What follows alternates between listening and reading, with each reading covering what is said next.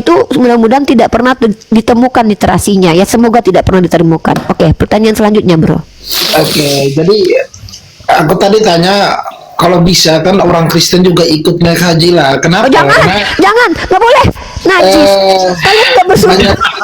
Banyak terjadi remas-remasan di sana. Aduh. Jangan, nggak. Nih, kenapa Kristen nggak mungkin masuk naik haji? Otaknya kotor, dia pengen remas dada perempuan nih. Jijik aku. Dia tadi bahas nggak nih jijik nih otak mesum nih. Tadi dia bahas celana dalam. Saya dengar tadi dia ngomong remas-remasan ya. Perhatikan baik-baik. Pertama dia bahas celana dalam orang Islam. Kedua dia bahas teteknya orang Islam. Ini otak cabul nih laki-laki ini. Makanya kau nggak berhak untuk pergi ke Mekah. Kenapa? Otakmu cabul. Otakmu cabul serius, makanya kau nggak boleh ke Mekah. Udahlah kau berkulup makan babi, otakmu cabul lagi. Dengar kalian tadi dia ngomong apa? Saya takut dia mau remas-remas dada katanya. Dengar baik-baik ya, perhatikan baik-baik ya.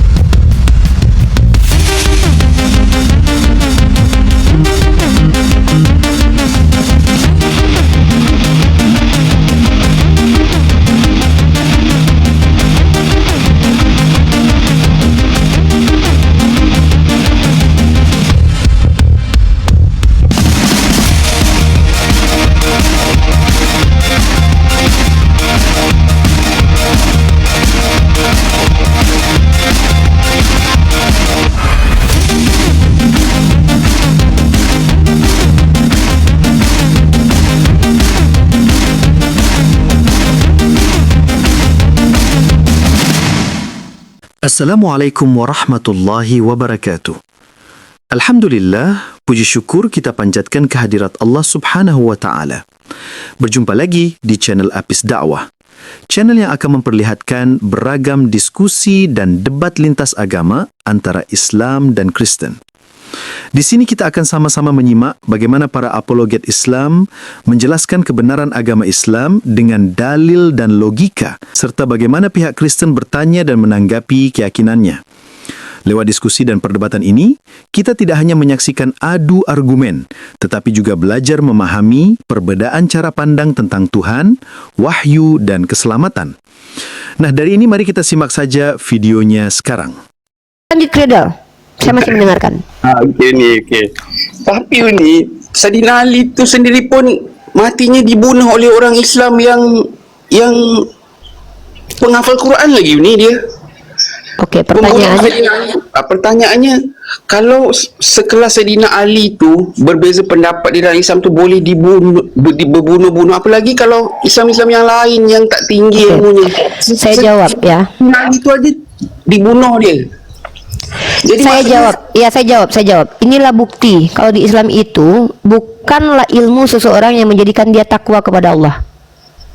Jadi tidak ada istilahnya di Islam itu mentang-mentang kau doktor, kiai, ustadz, lalu kau pasti bertakwa kepada Allah. Makanya Allah bilang di Quran, yang membedakan kamu dengan yang lainnya adalah tingkat ketakwaanmu di dalam hatimu, bukan berapa banyak ilmumu, berapa banyak hafalan Quranmu.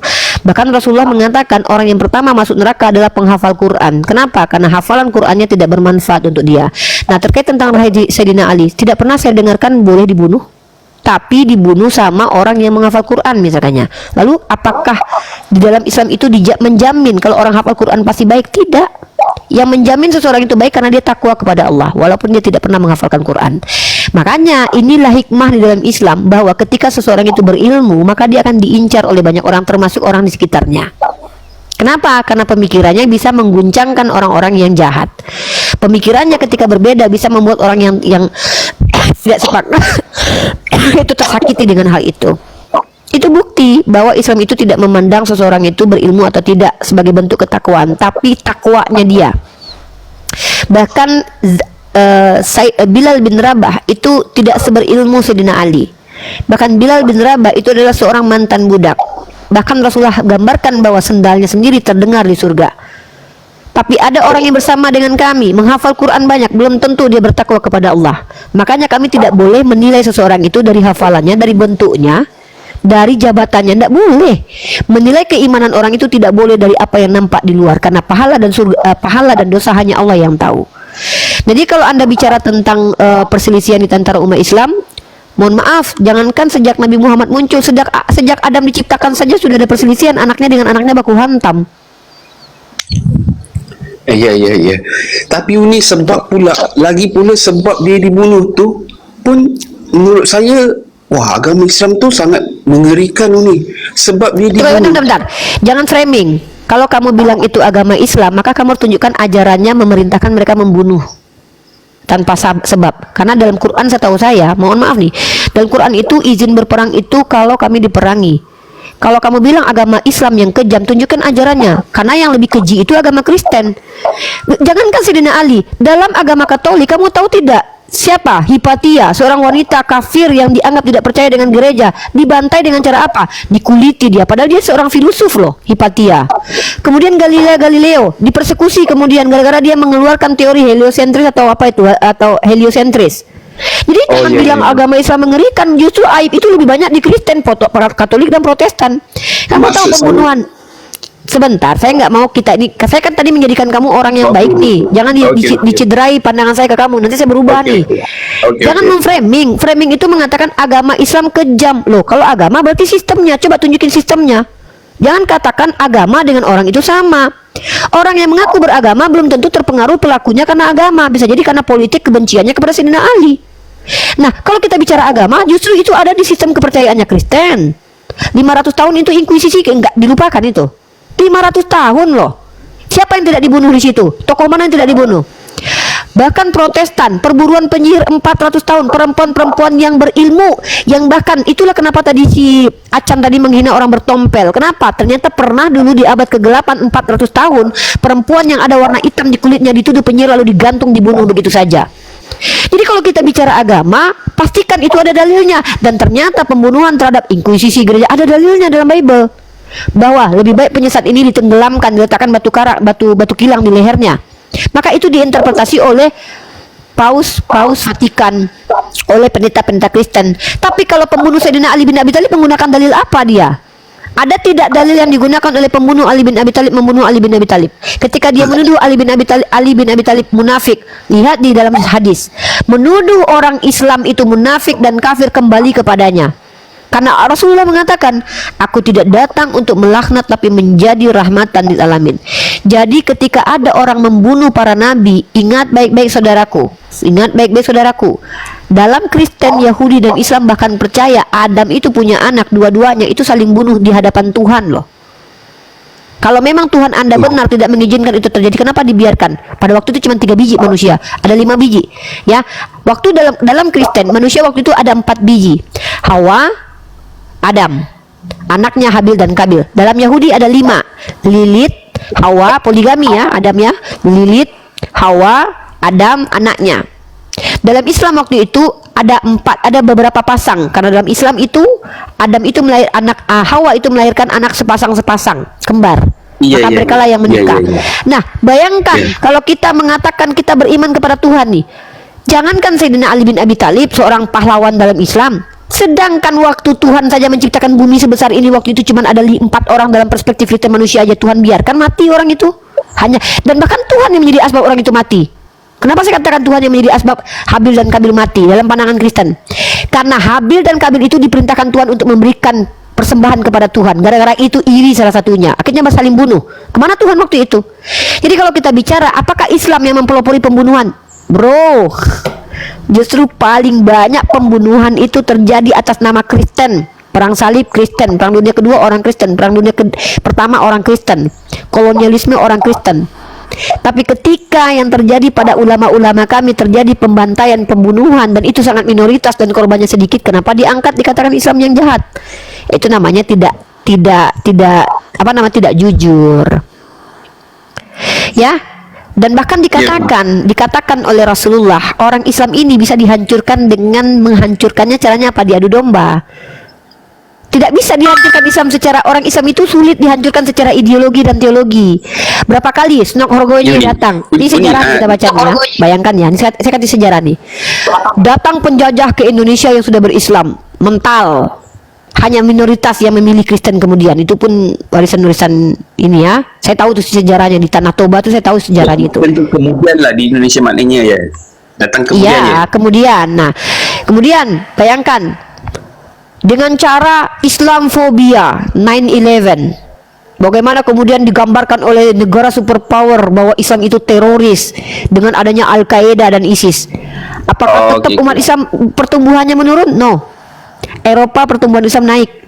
Artinya apa? Apapun upaya orang-orang untuk nge-framing agama Islam tidak menjadi asbab yang benar itu terlihat benar. Justru dengan adanya framing 9/11 membuat orang-orang di Amerika, Inggris itu tahu bahwa Islam adalah korban. Agama Islam itu dijadikan sebagai alat untuk menjauhkan kebenaran itu dengan supaya orang-orang tidak benar ini naik. Contoh, kita lihatlah bagaimana Presiden Irak dihabisi karena tuduhan dari dari Presiden Amerika bahwa ada senjata pemusnah massal di situ. Sudah ditemukan sampai detik ini. Fitnah. Itu yang terjadi sepanjang sejarah. Politisasi tentang agama ini sangat masif dilihat, sangat sistematik dibuat. Pentagon ikut campur, FBI ikut campur. Jadi kalau kita lihat brotherku, saudaraku, kalau seandainya Anda menilai agama dari perilaku umat beragama, harusnya Anda nggak jadi Kristen, Dek. Profesor Juan Cole, saya kasih Anda data. Dan itu masih belum sampai detik ini. Kenapa Anda bahagia di Malaysia? Karena orang Malaysia adalah orang yang mengikuti Islam. Kenapa orang Kristen bisa semena-mena di Indonesia? Karena di dalam mayoritasnya kami ikuti Islam. Tapi kenapa orang Islam tidak aman kalau tinggal di luar negeri? Meksiko, jangankan orang Islam, orang Kristen aja tidak aman tinggal di Meksiko. Biarlah Uni, manusia itu harus membangun damai dan toleransi Uni, terlepas dari apapun agama dia Uni. Sebetulnya secara human being tanpa agama, kecenderungan manusia itu kepada kedamaian. Tapi ingat, ya, manusia itu ada yang namanya ego. Mereka akan damai ketika mereka bisa mengendalikan orang. Tapi ketika orang tidak bisa mereka kendalikan, mereka tidak terima itu. Itu yang terjadi ketika penjajah datang. Kenapa Islam harus dibungkam? Dengan keberadaan Islam itu independen itu dikemukakan. Setiap orang itu punya hak bersuara. Maka ketika Islam menjadi agama mayoritas di dunia nanti, orang-orang penjual alkohol terganggu, orang-orang prostitusi terganggu, LGBT terganggu, penyembah berhala terganggu. Kenapa? Ketakutan dengan hukum Islam. Di Islam hukum LGBT sangat keras, hukum pezina sangat keras, padahal mereka lupa hukum Islam berlaku untuk orang Islam. Kalau Islam apa ancaman meminum arak tu apa ni? Dalam Islam itu ya, meminum arak, meminum khamar walaupun setetes itu tetap berdosa. Tetapi percayalah saudaraku ya, ini percayalah ya. Kadang manusia ini sombong ya. Mereka tuh cuman ngetes. Kebanyakan saya lihat sendiri karena saya ini hidupnya bukan cuma di ruang lingkup dialektika lintas iman aja. Allah memberikan. Kalau kawan di Malaysia itu tak boleh. Tak boleh di Malaysia orang mau beli alkohol dilihat KTP dulu. Saya tahu itu. Di Malaysia yang mau beli alkohol dilihat KTP-nya dulu. Kalau di Islam tak boleh beli. Mana boleh? Ya. Boleh nih kalau di klub-klub malam boleh tuh. Ya itu kan ilegal. Secara hukum kan tidak boleh. Kita bisa hukumnya dulu karena Malaysia pakai hukum Islam. Makanya kalau dia Islam, KTP-nya kelihatan Islam, dia tidak boleh beli alkohol. Bahkan ada salah satu tempat judi terbesar di daerah situ, itu tidak boleh orang Islam masuk ke situ. Beginilah kami Islam loh. Kepentingan kalian masih difasilitasi, kepentingan kami tetap dijaga. Inilah Islam. Makanya saya bangga berada di Malaysia. Makanya saya sangat-sangat senang dengan teman-teman Malaysia karena bagaimana juga Perdana Menterinya luar biasa. Saya tidak merendahkan saudara saya yang ada di Indonesia juga. Bukan berarti presiden saya enggak ini ya. Namanya manusia kan ini ya, terpengaruh juga. Malaysia itu tidak boleh ada kristenisasi di Malaysia. Enggak boleh. Tak boleh. Tak boleh. Ini nanti kita balik pada cerita Saidina Ali tu tadi.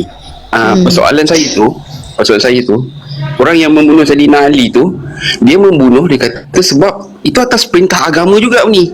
Itu makanya tunjukkan. Kalau cuma klaim, bro, kalau cuma mengklaim perintah agama, siapapun bisa. Yang saya minta itu mana perintahnya itu? Tunjukkan dalilnya. Ada perintah membunuh Saidina Ali. Apa salahnya Saidina Ali dibunuh? Tunjukkan. Sayyidina Ali tu, yang ini yang lebih parahnya ni. Sebab Saya tak mau Anda lebih lanjut itu membawa sebuah framingan lah. Kalau bicara pakai data, saya tidak suka. Kan saya udah bilang dari awal. Kalau kalian memberi informasi itu pakai data. Jangan kalian baca. Maaf nih, Kredel. Kamu tengok orang Kristen yang naik ke rumah saya. Sudah kita tengokkan di depan mata, biji matanya kitabnya, kitab sucinya sendiri loh. Itu masih dipelintir. Konon kalian baca literasi kami gitu loh. Saya bahkan setiap Kristen yang naik ke komen saya tengok kan itu ayatnya dibaca. Saya suruh dia baca sendiri. Apa yang terjadi? Depan mata kita ribuan orang dibohongi dengan mereka pelintir. Apalagi cuman ayat, bukan ayat kitab suci lagi. Sirah Nabawi mungkin Anda baca atau apa lagi? Saya tidak tahu Anda baca dari sisi mana. Jangan-jangan Anda baca dari buku Syiah lagi. Itu saya tengok dari satu video pula. Anda tahu tak, ada satu aliran yang mengaku agamanya Islam bernama Syiah, itu sangat mengkultuskan Sayyidina Ali lalu sampai merendahkan yang lainnya.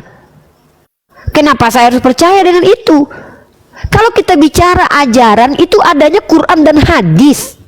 Quran hadis. Itu bagian-bagian dalam Islam pun ada banyak aliran gitu ya Uni ya. Tahu sikit-sikit saya. Bukan aliran. Kita bicara tentang ajaran, bukan pandangan beberapa orang. Saya tak lagi bicara aliran, saya lagi bicara Anda, mengarahkan Anda. Kalau roomnya itu bicara tentang ajaran, jangan bicarakan perbuatan jahat seseorang, karena itu nanti membongkar aib di agama Kristen. Tunjukkan datanya, ada ayat yang dipakai. Kalau ini contoh, ini saya kasih Anda cara diskusi yang bagus itu begini, supaya tidak difitnah, bisa tidak menghujat nih. Nih saya kasih nih.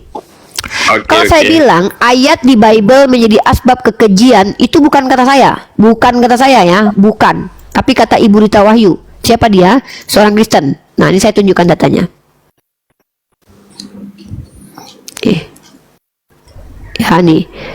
Saya tidak suka dari sisi subjektif saya. Saya maunya orang Kristen sendiri yang menjelaskan, biar saya tidak difitnah. Nah, coba perhatikan baik-baik ini. Ayat Bible yang menjadi asbab kekerasan di dunia ini itu bukan kata saya. Nah, baru kalau ada ayat Quran yang menjadi asbab kekerasan, tunjukkan ayatnya. Apakah nih? Coba Anda baca ini. Ini adalah penganiayaan oleh paus dan inkuisisi oleh otoritas gereja loh ini. Anda baca di sini apa asbabnya? Mereka mengizinkan tindakan horor yang mereka lakukan dengan mengutip paksa ayat-ayat perjanjian lama dan dengan mengacu pada Agustinus. Anda tahu siapa Agustinus? Mengacu pada Agustinus yang telah menafsirkan Lukas 14:23 sebagai ayat pendukung penggunaan kekerasan terhadap bidat. Lalu kata Tuhan itu kepada hambanya, pergilah ke semua jalan dan lintasan dan paksalah orang-orang yang ada di situ masuk karena rumahku harus penuh. Pertama, dalilnya ada. Kedua, yang menafsirkan itu adalah Bapak Gereja, Agustinus. Nah, ketika yang membunuh Sayyidina Ali ini dikatakan menginterpretasikan agama, pertama tunjukkan dulu ayatnya apa yang dia pakai untuk membunuh Sayyidina Ali. Jadi dia salah lah ya. Dia mungkin seorang, kan saya katakan dalam Islam itu membunuh seseorang itu ada alasannya. Assalamualaikum Umi Rifa yang cantik. Waalaikumsalam. Sebentar dulu, yang lain ya, sebentar dulu, limit dulu Pak ya, nanti saya sapa Bapak. Saya selesaikan dulu dengan Kredel. Jadi gitu Kredel. Saya ajak Anda untuk berpikir, kalau Anda tetap menilai agama dari perbuatan pelakunya, maka harusnya Anda tidak jadi Kristen. tak adalah Uni, saja je tanya Uni. Sebab saya selalu naik Komal Uni, kalau ada pertanyaan tu selalu saya tanya kat Uni. Sebentar, saya jawab dulu ya. Ini ada orang di bawah nih. Mulai nggak respect kalau Uni Rifa udah nyerempet masalah mazhab Syiah. Sorry, saya nggak tertarik bahas Syiah ya. Maaf nih yang orang-orang Syiah di bawah. Sekali lagi saya tekankan ya, saya tidak tertarik bahas Syiah. Saya tidak ada kapasitas dan tidak mau baca juga tentang Syiah. Saya tak tahu, saya tak paham. Saya tidak tertarik membahas tentang Syiah. Saya tertarik membahas Al-Quran, hadis, dan literatur yang bisa kalian lihat di tempat-tempat umum. Ya, gitu. Oke, sekarang kita Kredel ada lagi yang mau diapakan? Itu aja Uni sebenarnya pertanyaannya. Nanti kalau ada pertanyaan lagi aku naik Uni. Siap. Tapi berhenti untuk memframing loh, karena nanti itu nelanjangin Kristen sendiri ya. Maaf Uni, nanti kalau ada pertanyaan lagi aku naik ya. Kalau saya kalian salah tuh maklum saya, cuman saya harus ingatkan supaya tidak terjadi ini. Terima kasih Cradle. Ini di bawah ya. Siap, saya turunkan. Oke, Pak Flor, silakan perkenalkan nama, agama, dan tujuan naik ke sini. Oke, saya mau tanya. Perkenalkan nama, agama, dan tujuan naik ke sini. Ya kan saya sudah sering naik ke sini, masa lupa? Iya, walaupun Bapak sudah sering naik, tidak semua orang itu saya ingat. Oke, perkenalkan nama, agama, dan tujuan naik ke sini. Seperti yang dibaca Pak Flor. asli. Tujuan naik ke sini, Kristen Pak. Universal.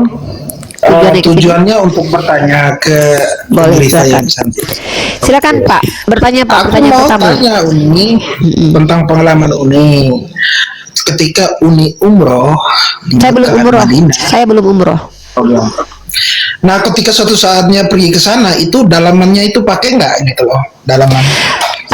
Apa Kristen itu disuruh untuk ngurusin celana dalam orang? Kenapa Anda nggak ngurusin celana dalam Yesus aja waktu dia disalibkan? Aku nggak ngurus karena aku nanya loh. Iya, makanya saya bingung. Kita lagi bahas Tuhan tapi yang dibahas celana dalam gitu loh. Kayak penting banget bahas celana dalam gitu ya Pak. Pak, Ya, saya mending gini Pak. buat Saya kasih tahu nih. Saya tahu otak kalian tuh memang kotor. Dengar baik-baik ya. Daripada kalian ngurusin celana dalam istri-istrinya orang Islam, mending kalian urusin celana dalam Yesus yang disobek-sobek sama Hansip Romawi loh. Ini saya tunjukin ya.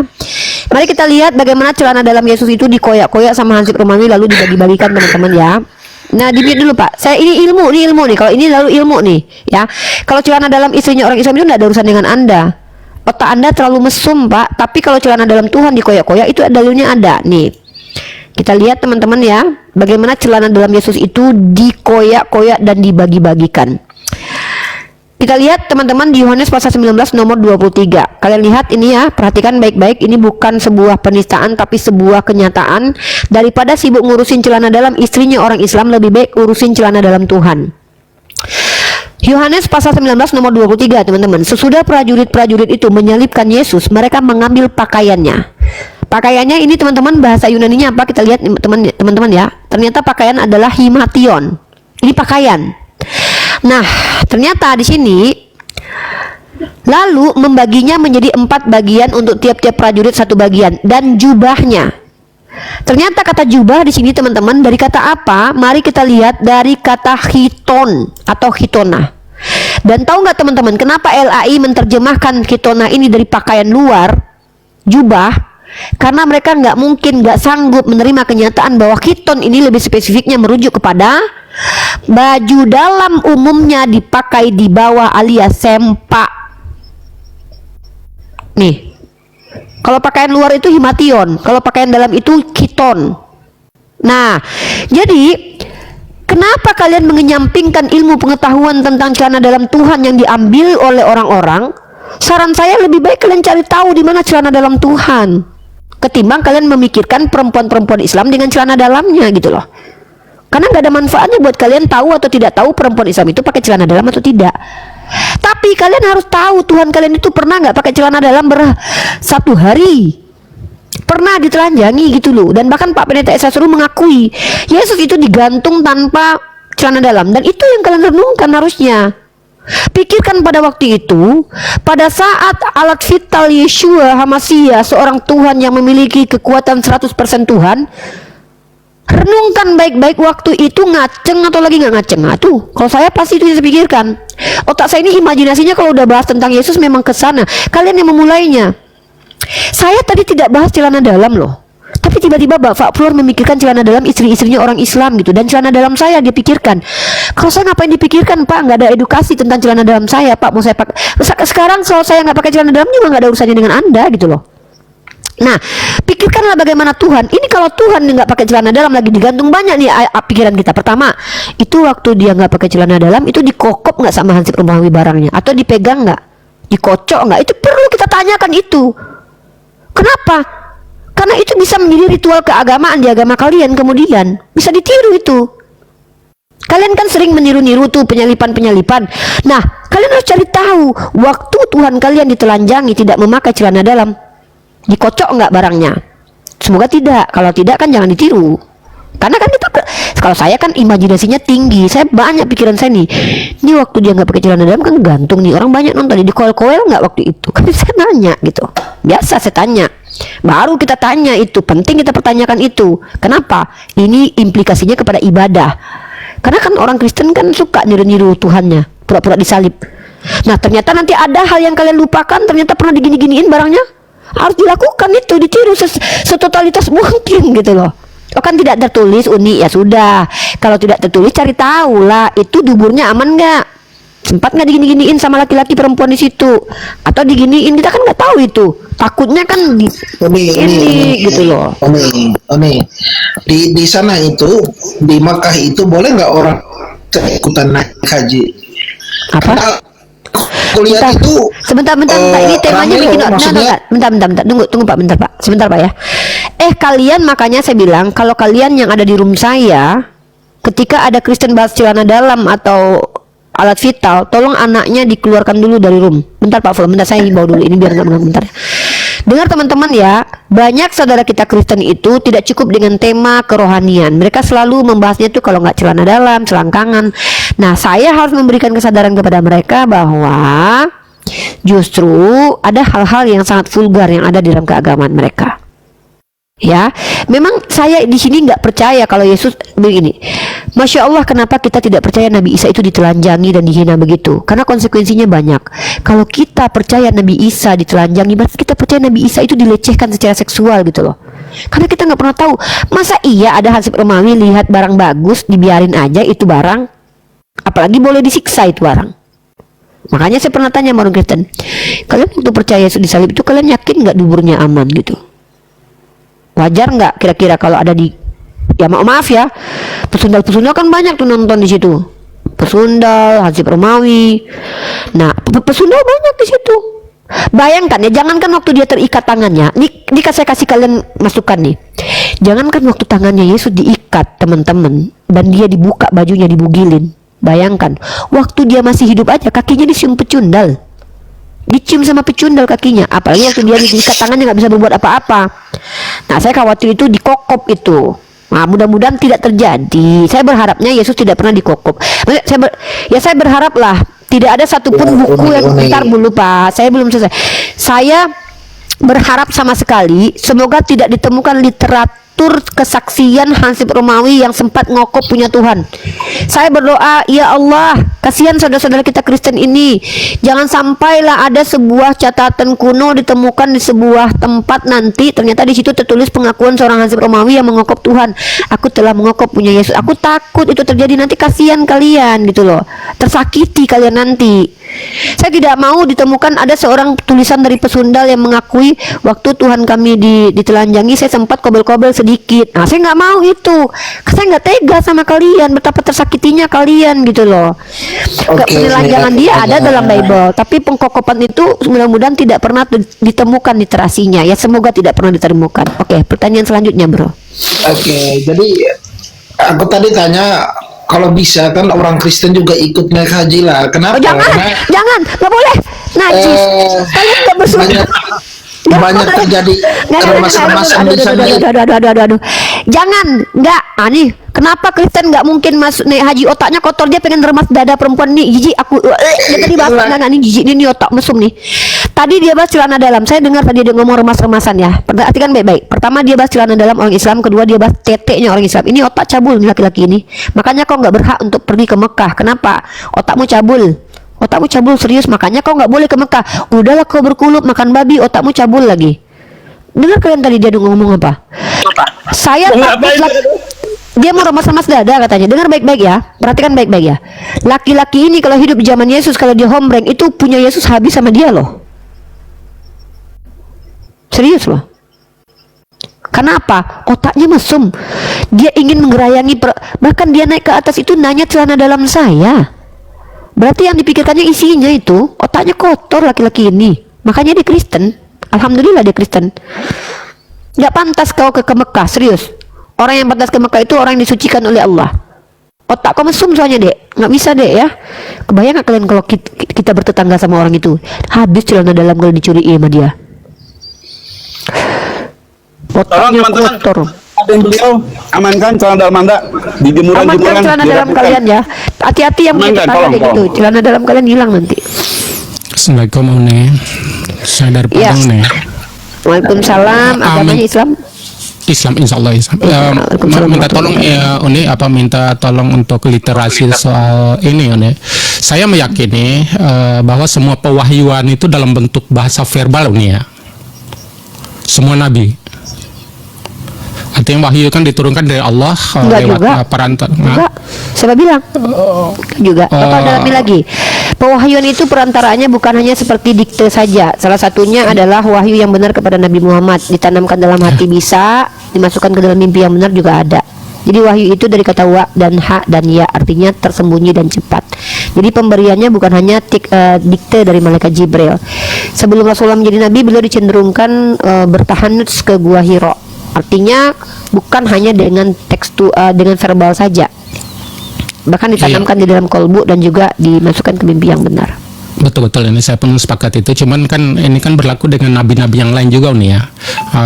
Jabur diturunkan pada Nabi Daud, Taurat sama ini sama Tidak Injil secara juga lah. spesifik Pak, tidak ada secara spesifik penjelasan tentang bagaimana proses penurunan wahyu Taurat dan Jabur, tidak ada. Saya tidak mau membicarakan sesuatu yang tidak Allah jelaskan. Yang ada itu adalah tentang bagaimana Rasulullah menerima wahyu, ya. Dan itu kalau bicara tentang Quran, iya diktenya dari malaikat Jibril yang mengulangkan kembali ucapan Allah lalu diulang oleh Nabi Muhammad SAW. Itu yang jelas. Siap. Mungkin ini pemahaman itu berarti kan sama gitu. Mungkin selama ini ya saya pun meyakini itu gitu, bahwa ya kan pasti lewat malaikat Jibril lah gitu untuk ini gitu. Mungkin jadi persoalan berikut kan ketika pada umumnya, termasuk saya dulu pun ketika wahyu pertama turun dengan bacaan Iqra itu ini. Jadi saya mau berpikir dulu waktu masih kecil itu kan berpikir itu semacam buku gitu. Ternyata itu akan bahasa verbal gitu. Itu yang disampaikan di ini. Bahkan kalau tidak salah nih ya, di zaman Rasulullah penulisan hadis kan tidak boleh tuh. Lebih kayak Al-Quran.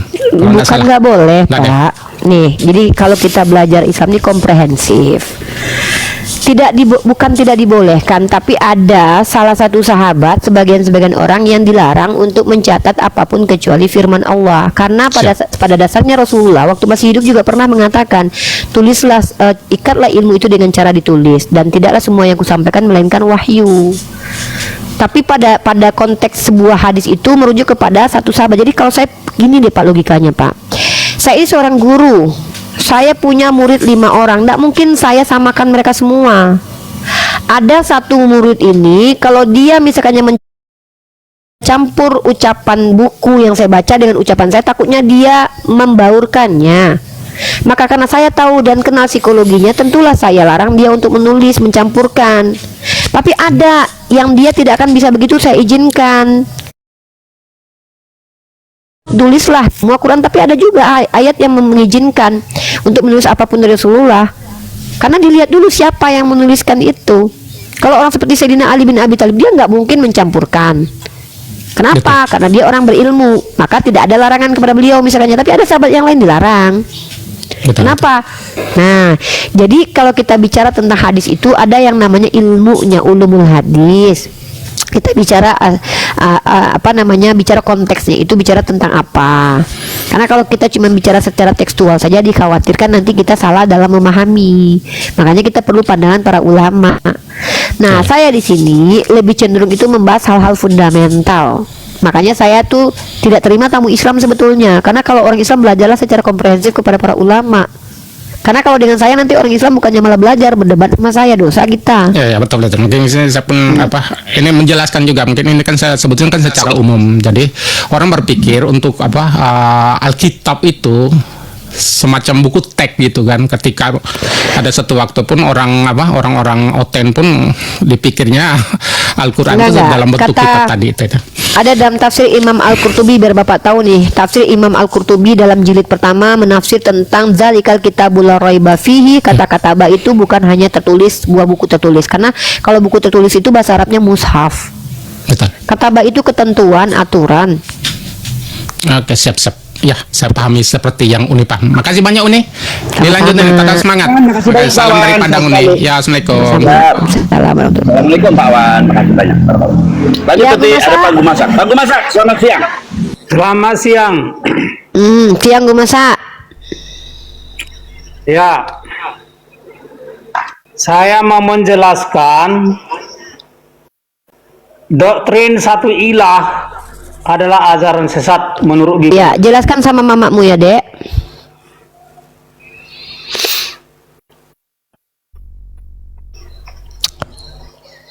Du du du du du du. Du du du du du du. Saya ingatkan teman-teman, kalau kalian punya kapasitas untuk menjelaskan, Uni Rifa menjelaskan, buka kamera, ya. Uni Rifa nggak mau mendengar sesuatu yang jelas-jelas dia tidak ada kapasitas. Mohon maaf, bukan penghinaan, tapi penghormat, kita harus menghormati orang, ya. Pak Gumasak, teman-teman tolong naik kalau bercanda bertanya. Kalau ingin menjelaskan sekali lagi, kapasitas Gue dipertanyakan. masak boleh jadi narasumber saya kalau sudah bisa membawa keluargamu ikut aliran pejabat surga. Sebutkan berapa jemaatmu dulu baru kau boleh jadi narasumber ke Gumasak. Minimal kau ajak dulu keluargamu ya, Dek. Kalau keluargamu udah ikut sama aliran kau, Dek, kau jadikan kau narasumber. Bikin gereja dulu, Dek. Gak usah bikin gereja lah. Yang penting ada satu orang aja Kristen yang percaya sama kau, boleh kau mengajar di sini ya, Dek ya. Pak Gum. Halo Pak Ajiskar.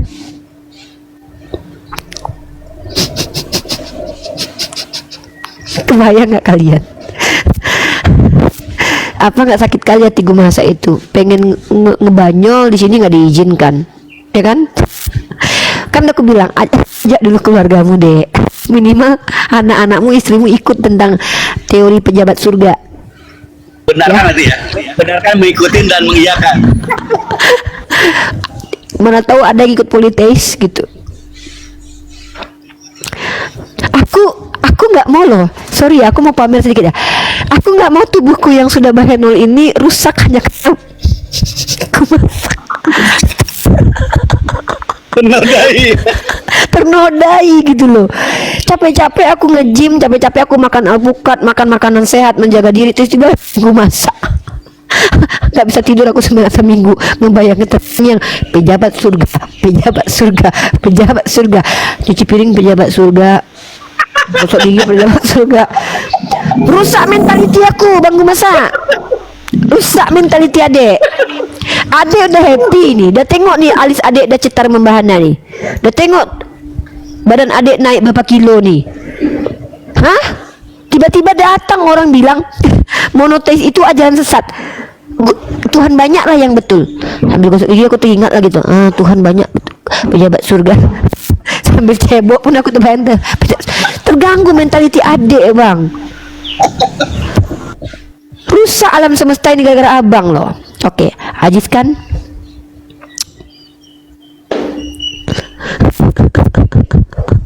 Ada aja kelakuan pejabat surganya. Masih nggak kasih. Buat Tolong ya, juga teman-teman. pejabat surga. Tapi dia minta naik terus loh. Takut loh adek loh, ya ampun. Oke, kenapa kalian takut? Takut aku. Ya itu Tuhannya narasi banyak. saya itu sampai kiamat bisa saya pertanggungjawabkan. Jadi oke, kalau nggak boleh kan saya menjelaskan. Saya bertanya ya. Bagus kayak gitulah. Oke. Tanya aja. Eren, jangan ketawa kamu Eren. Kalaulah benar-benar Allah yang menciptakan Adam, ya. Saat menciptakan Adam, di mana posisi Allah, di mana posisi Adam? Aku nggak tahu itu gue masak. Soalnya aku belum lahir waktu itu. Oke, artinya kau harus mengakui Quranmu, Jong. Enggak lah. Quran itu memberi petunjuk kepada orang beriman, bukan kepada orang gila. Jelaskan di mana posisi Allah pada saat itu, di mana posisi Adam, berapa perbandingan ukuran Adam dengan Allah. Enggak tahu aku itu. Nantilah kita rekonstruksi ulang ya. Kan Artinya aku bilang Quranmu pasti rusak depanku gara-gara rusak. Pak, kita ajak para perwira-perwira polisi ya. Para Rusak masa depanku gara-gara gue masak. Aku yang tadinya udah berusaha hidup normal, pagi bangun subuh, makan alpukat, minum minuman sehat, olahraga, squat, nge-gym, ya kan? Terus kemudian baca literasi, berusaha baca Quran Sobek gitu ya. Rusak semua itu gara-gara kedatanganmu. Gue masak hancur, hina, nista semua yang telah kulakukan sistematika hidupku. Iya, rusak marwah aku kan. Marwah sebagai manusia rusak. Gum, jangan kau datang kembali di hadapanku, Gum. Aku sebagai seorang akademisi terciderai dengan kelakuanmu, Gum. Gum, rusak. Gum, kau adalah aib bagi peradaban. Aku barusan mau cari bakso ya di Malaysia tuh ya, mau cari mie-mian yang kuah-kuahan biar ingus hidungku plong ya, karena aku pilek nih. Gara-gara kau gue masak, nggak mau pengen Hilang rasanya ku makan nafsu semua. semua. Hilang nafsu makanku gue masak. Assalamualaikum warahmatullahi wabarakatuh. Waalaikumsalam. Mas Endebel, waalaikumsalam warahmatullahi wabarakatuh. Mbak Kobalai sehat? Alhamdulillah sehat, Uni. Iya. Ambo biasa macan putih. Harimau putih Oh. biasa tuh mengganti nama ya. Oke. Ada yang mau disampaikan, Uni? Dan tetap berjuang dalam agama Islam. Siap. Itulah. Siap. Gimana? Uni. Bagaimana Pak Angon? Assalamualaikum Pak Angon. Ya Potina. Oh antum harimau putih ya, udah lama saya. Makasih Uti kehadirannya. Lanjut. Iya iya. Naik lagi Pak Gu masak. Lanjut.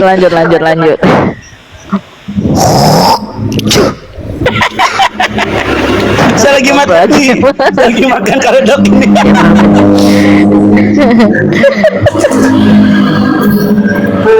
Jadi mute dulu ya. Oke, udah ya teman-teman ya. Saya tuh pengen normal ya. Tolong gue masak. Kehadiranmu membuatku abnormal. Tadi aku pengen makan bakso, jadi pengen makan beling aku gara-gara kau, Gum.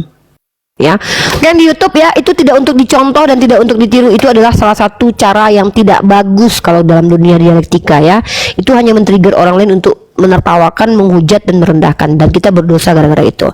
Dan ini merusak saya yang akan pergi makan siang dengan membayangkan makanan-makanan enak gara-gara perkataan gue masak.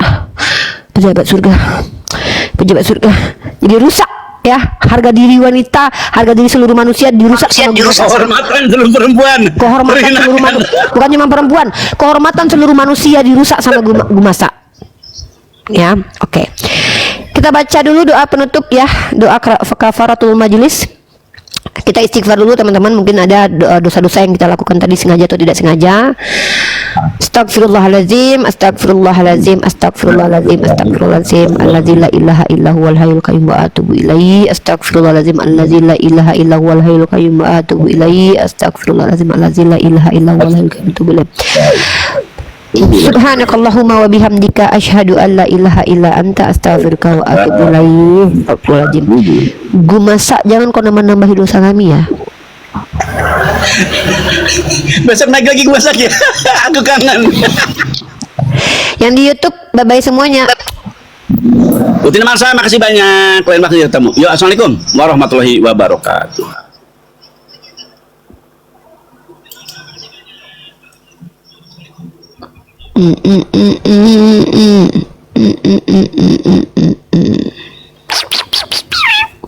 Sabar ya guys, mau pergi makan siang aku. Wah 3 jam juga tadi diskusi kita ya. Wow, 3 jam loh tadi, lumayan lama. Aku baru nyampe ya nih Pak. Baru sampai. Baru buka 3 jam. ini komal. Nah, aku lihat Pak Angon, biasa Pak Angon kan memang di aku. Jangan buka komal juga aku sekarang, karena tadinya kan harimau putih.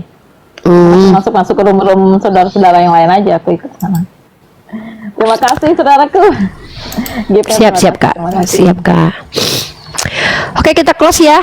Jazakumullah khair katsiran teman-teman yang sudah membersamai. I love you full semuanya. Semoga apa yang kita lakukan ini ada manfaatnya. Kita tidak perlu banyak mencaci, menghujat dan menghina dan menertawakan. Kalau bisa kita produktif diskusinya, terbentuk, terbangun konstruk berpikirnya itu, kemudian bisa mengajak orang lain untuk terpengaruh dengan pikiran-pikiran yang normal, bukan abnormal ya. Kalau abnormal kayak gue masa udahlah, biar aja dia sendiri, nggak apa-apa. Oke, assalamualaikum warahmatullahi wabarakatuh. Barakallah semuanya. Dari setiap perbedaan pandangan, kita belajar bahwa kebenaran tidak selalu lahir dari siapa yang paling keras berbicara, tetapi siapa yang paling jujur. Semoga diskusi ini mengajarkan kita untuk tidak mudah menilai, tetapi berani memahami. Karena sejatinya perdebatan lintas agama bukan sekedar adu argumen, melainkan perjalanan panjang untuk mengenal Tuhan dengan cara yang bijak. Jika menurutmu ada hal yang menarik atau mungkin berbeda dari keyakinanmu, tulis pendapatmu di kolom komentar dengan santun. Terima kasih sudah menyimak sampai habis. Sampai ketemu lagi dan nantikan video debat dan diskusi para apologet Islam selanjutnya. Assalamualaikum warahmatullahi wabarakatuh.